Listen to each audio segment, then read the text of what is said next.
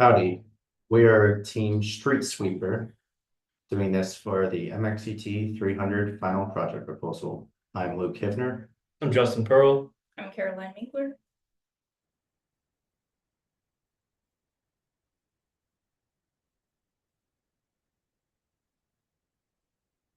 Here's where the proposal link for the YouTube video will go once this video is complete.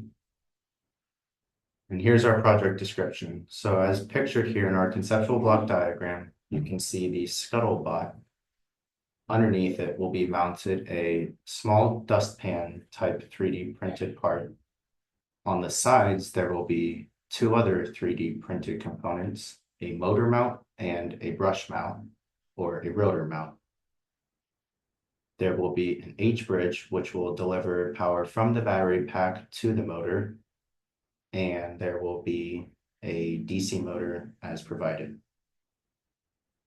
In addition to the normal scuttlebutt faculties, there will also be an obstacle detection module. For the plan of execution, for the start, it's recognizing if there's anything in front of it. So if there is no object in front of the LiDAR, then the Arduino will tell the H-bridge that the motors need to move. It'll move forward. If there is a object impeding the LiDAR sensor, then the closed loop system will go back to the beginning and it will tell the robot to their turn or change direction, and then it'll go back through the loop repeatedly. So our rough timeline of how we kind of want to break things down to begin, we need to get all of our measurements and start the work on CAD for all of our 3D printed parts that we're going to need to be using, and we're going to begin planning out the code as well. The following week, we kind of want to start finalizing the CAD design and begin 3D printing to give us enough time to kind of trial and error those 3D printed parts, as well as begin the actual coding process. Following week, we want to have the scuttle built with the new parts that we've printed and begin integrating the code.